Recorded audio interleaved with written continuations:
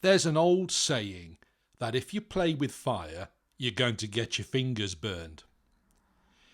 It's a sad reality that with our modern predisposition towards health and safety, we sometimes take this so seriously that we never even experience getting a finger singed.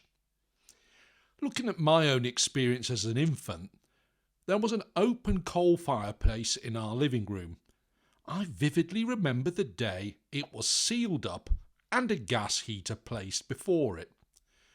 For a week, the novelty of being able to control an instantly on and offable flame was brilliant, but the novelty soon wore off.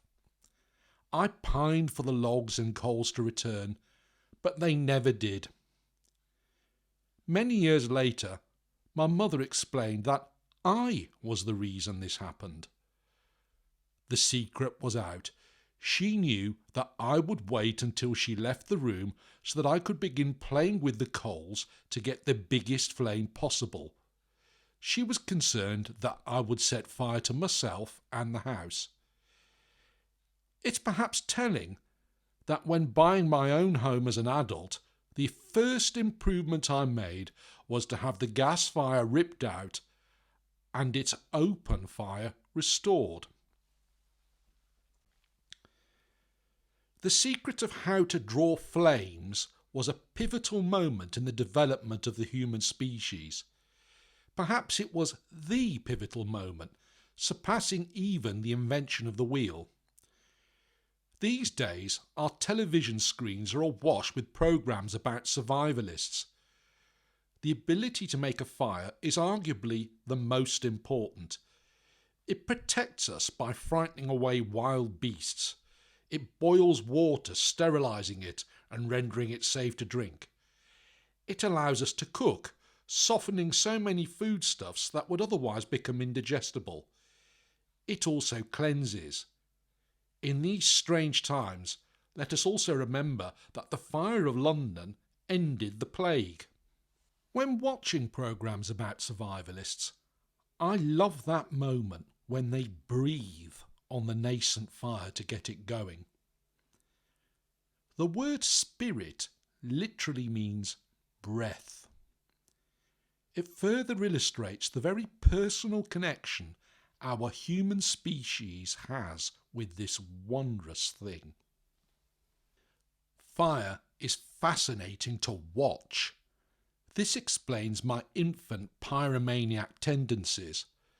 To quote George R. Martin in his epic saga A Song of Ice and Fire, look into the flames.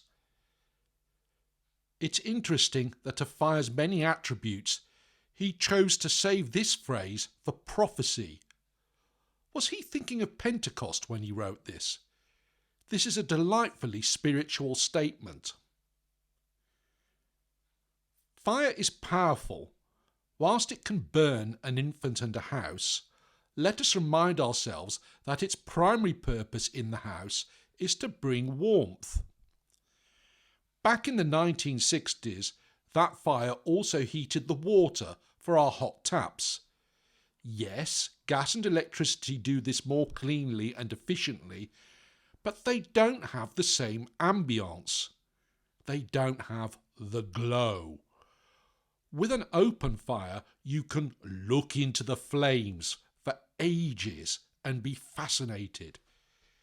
They flicker, they change colour, they change shape, they dance, they crackle, they smell.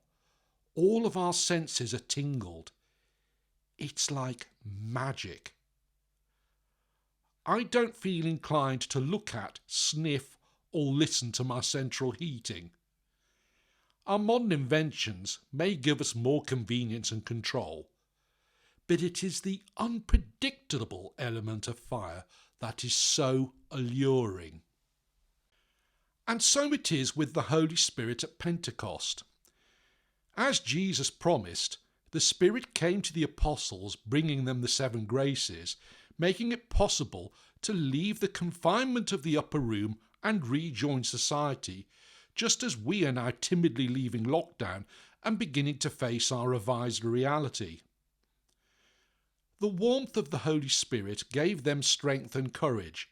It gave them the power to perform miracles. It gave them wisdom to make the right decisions. But the most interesting part was its unpredictability. The Spirit took the disciples to places they did not expect.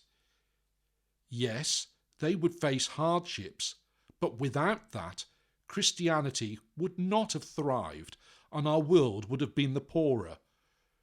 They did not just play with those flickering flames, they lit an uncontrollable forest fire.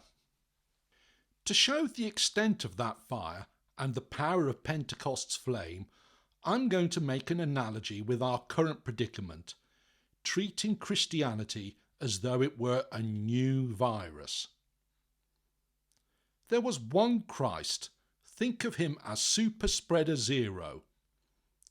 He infected 12 apostles. Burning with the fire of the Holy Spirit, those 12 apostles also became super spreaders. They went on to contaminate other people with this new religion of Christianity. We don't know precisely how many, but we do know the names of some early victims, such as Stephen. Just as coronavirus spread across the world via airplane, so did Christianity spread across the world via land and sea. Within a short time, Rome replaced Jerusalem as the epicenter of this disease, where the two super spreaders, Peter and Paul, were infecting thousands of inhabitants. The growth rate of the Christianity disease was exponential. The state attempted to snuff out the disease, both with eradication and social distancing. The former was often public in the arena, and the latter private in prison cells. Many of those early Christians went into self-isolation to avoid their flame being put out. Despite the best efforts of history's most brutal and effective regime to control the Christianity virus, it failed. By the 4th century, even the emperor himself had succumbed to the power of the Holy Spirit. The Roman Empire itself fell to the disease shortly after.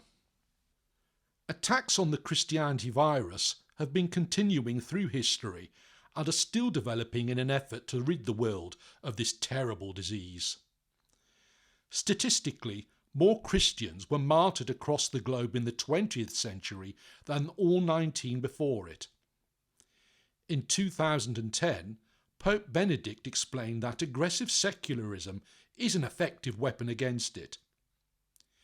Yet there is no disguising the simple truth that of the 1 to the 12 in AD 33, there are now an estimated 2 billion Christians on our planet, of which 1.2 billion are Roman Catholic. Whilst there may be some evidence to suggest the rate of infection has slowed in the West, globally it continues to rise. If you're venturing out from isolation, stay safe. If you're heading back to work or school, good luck. Happy Pentecost. Be still for the presence of the Lord, the Holy One is here. Come bow before him now with reverence and fear.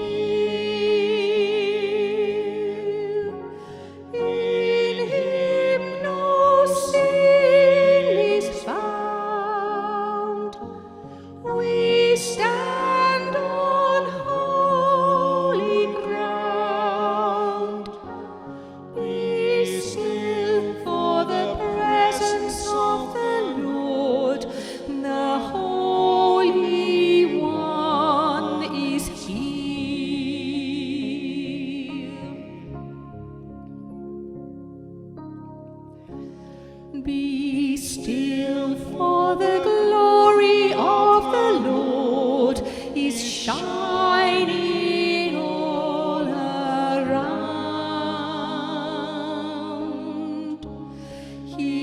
burns with holy fire, with splendor he is crowned.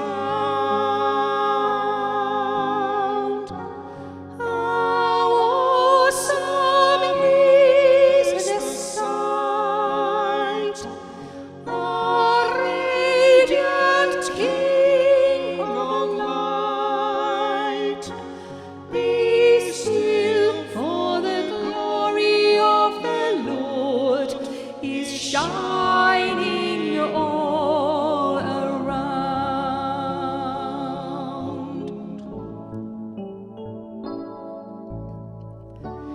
Be still,